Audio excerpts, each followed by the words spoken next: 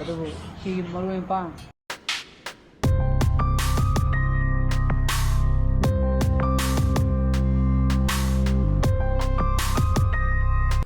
Good morning guys, welcome back to my channel. I'm Mayam kali. Kasi Monday. Ako dagi ngasi digi sana pagi moy new session gi. Ano ba? Adi ngasi digi online class hogdro bako. Ako da hogdi kan da moy students parents meeting ama silly I30 da I30 ta ga da minute manga gum wali gi. Adu yawge ni bani prepare taw leira. I30 de kya bu? Khangdi Waduga moigi normal class is 7:32 9:20 adagi 3 days amana 10:20 book to yauduri bako aduna horen virtual meeting je kai haina dono khangani aduga changba yani yagiro mini ani wali aduga aigi su khara dum hayane bako mamangi haidi sanopana class type karikanda henagi ba incident hai ta ko problems ko madu smain to bire gadi phagatra na khalle ka ai point of view kra thamani to clip to sina kala jo mani stand ko khillu yaro san lo bong da gini to no yare adu meeting num te yaw gi bani bpp na to bra kare norum da sanga to natra moi gi amane chumna sangi do o bagi sangi do matai to ko de soira ba ha hoi matai to ko de soira ba ge chida ai gi sigi seke UP ka ga hendoro ba UP thajalo hai ba engonda UP kai tholi yin to bya UP kai tholi no ha de ma kumde bo de soisin lai hera la sun thang na ji lo na ra bo na aden chano pa gi parent teacher students meeting loira एक दी लू ngai ni shooting le da hangchi te ki class horone mo komagi ono ji pum tara makai tak to re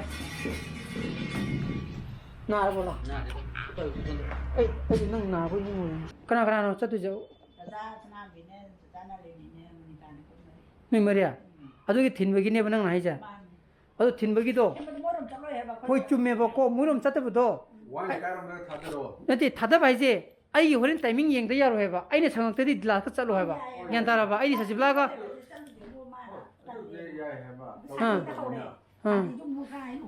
yaro ba adune hom drop tor ba horen ko mu lobo yai dana nui mari du dia adan aine mu oiro pum kya wai dana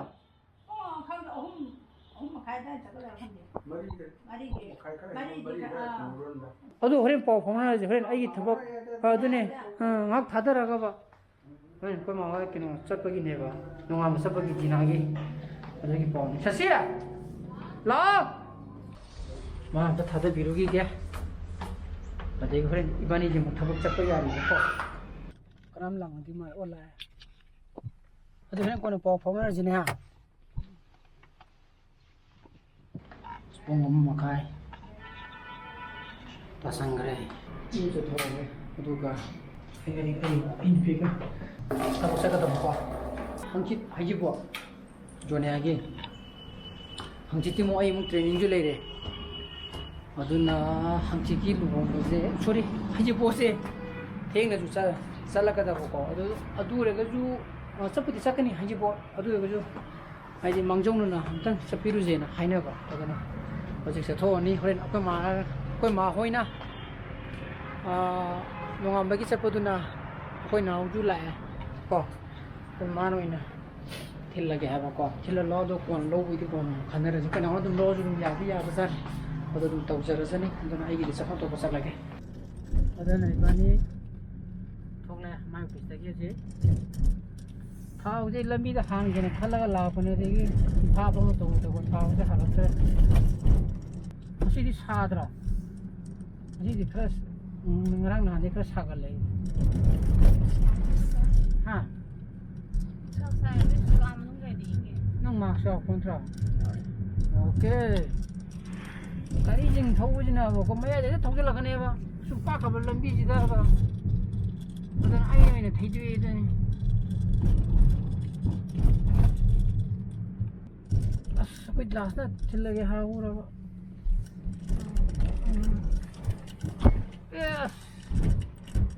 뽕나무사 아니야 이거냐? 만에 봉나무자 버터 포기서 아도야 되니 하. 그래도 좀 모이 머리니 떨로 예머닝다 미자왕 하더니. 1, 2 타이즈고. 그러면 세나 우드네 들어. 식고 증거에 제가 길에 빌딩 코칭 하자.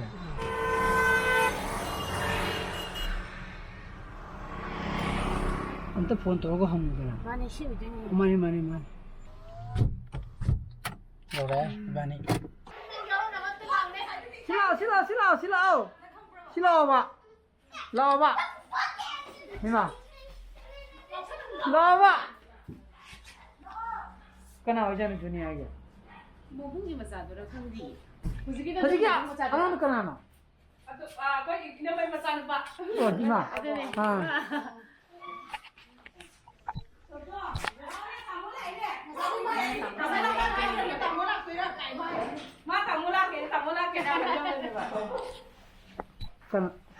Kana. Dunia mah bungki baca. Oh. Lo thua. Nên dunia gì rồi? Bây giờ anh em thì dunia cái mấy bị masa. Oh, babung masa. Babung gì đó mà Mabung ay sila mabung lupi di mabung hay na. Okay. Ang dagi masa. Đó này ba. Cái dunia. Kasi nga lo kung doon. Pinanay ko sa kuy rin. Kuy mo pa sa kuy. Kaya nga si John nga kumain ko dyan. Madumle lang ganun makakaharam ba? Hayi budu yan tingin la tu male. Hindi tama training day ba? Ay kinagi pung hum khai hai je. Ngasi to mi hoji pung manga ta ba ya hai ri. Hare tamo kya tan lao. Mayam ma inje la. Tum da ju la ni go. Tum da. Asim mo lang tamo sa ka. Hadi Hai di medang sim mai ne. training je ngasi to mi khra yaw ri ba. Hoji phuk loi dri ba. Moi gi time moi gi schedule di pung hum khai hai ba ko. Loi ba je. Discussion hai ga. Odo ji loi dri hai ba. Adon pung manga di dum ta ga da male ngan la ga di hum khai manga mari ta dum la ne ba je. Thing du male ha ha How do you ko? Yan ta na. Ka tin yan yan ta ngai la ko nuai te ba.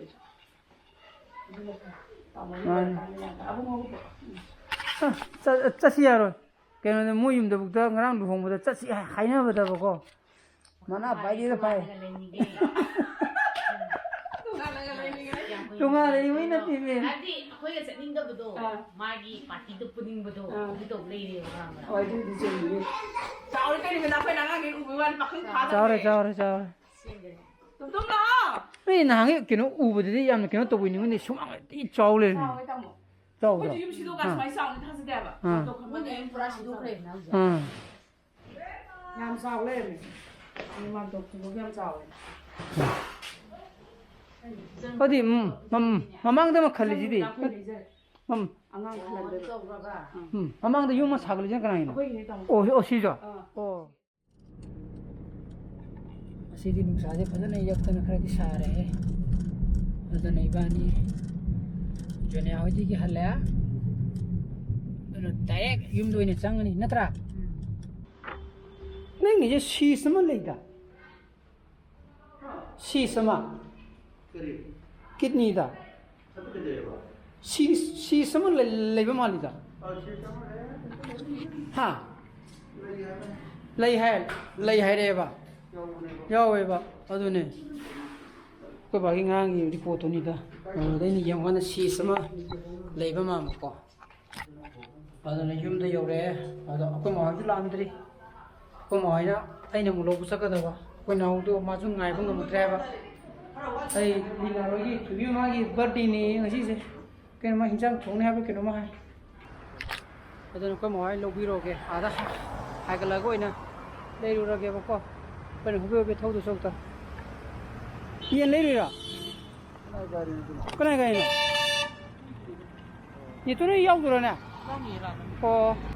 trên thì hay biết rồi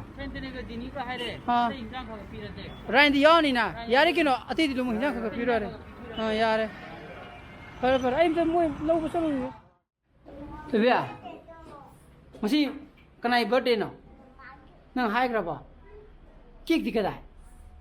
Cake di. Tubi ki jacket aja bajina ba. Chale. Ada gari kucing di ba ko blok to bugai. Gari kucing di da ba. Itulah ba. Itulah ba. Gari kucing di ni bo. Kucing di mayang kang dari ni good. Haram ni. Boarding lagi. Kita hai kerage. Yung thong ni na. Hayeng sang ne ba.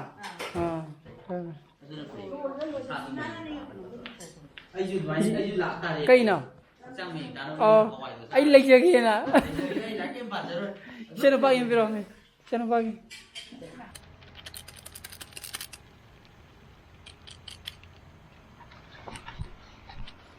Nó yên thong bao hậu ra xí ra. Nga nằm mà khai thong ori boko. Quên nhỉ tôi nói chú. Lạc cái này bảo tôi bảo ngang ở đây quên. Xem thì nhìn Jenny. Ở đây Ryan mua được tọt lập ra được cái đó. Ở đây kia Ati gina tipo ini. Nyang pia kan tra. Kado si maru empang. Ginger paste ki manam je. Unga mo dum yoi ko. Hore. Hone ba ko. Ka kai don phomna du ja.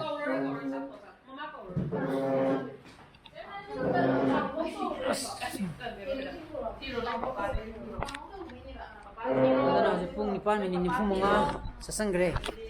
Saksana ba khaga silli ado gai jo jit camera keno toro mane editing toro mane ko da kai thoi mata camera nik pai tar ado ye ji kai no camera jo yam ni ji ne yang kan da ye camera gi setting da box te dir nga sai gai camera te stabilizer ma yaw modu on torom tra modu no ni ne ko do hoju kudi farani ado ga ngarang jo gi camera yam ni do adegi spom sangita khara achap yaw ne khara chabli modu jo setting yam soi bangarang je ke bangarang je ne phikau da khapaga camera gi case adegi handle sijin da bai tare just khali camera ka sijin bai tare ko yam ping sa pa ka pai tare duna phikau da hapsama ka da masam da na ke kota to to adegi setting do modana soi bai tare ko adun jo garang gi yam chuti sa ni ne ba adegi parani adun ko me sakana ba to ri sida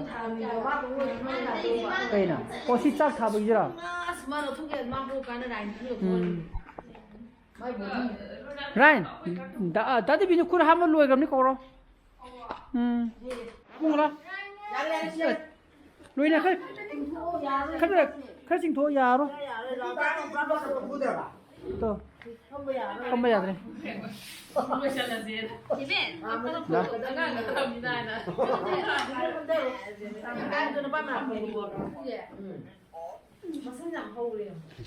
Hanya hole masa. Nggak salah. Kurang apa? Itu nuju kaca tuh pak.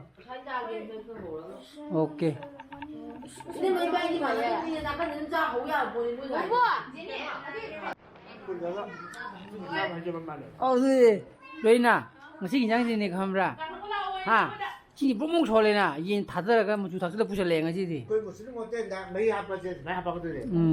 Mai apa, mai tu apa tu. Nanti ada sahabat tuh hawe pak. Mesti yam cam drum mama. Nanti itu na hawe itu na. Nggak ada sahabat tuh. Nanti bunga. Ha, cam drum ngasih deh. Jangan je. अगर मैं हमें किसी blog से बताएं तो sensor है कि blog पर मैं थोड़ा दी लाइक तो बिरो मो शेयर तो बिरो व्यूज तो बिरो सब्सक्राइब तो बिरो मो को मुझे शाना पर चले भी हो so please be safe and be healthy bye bye good night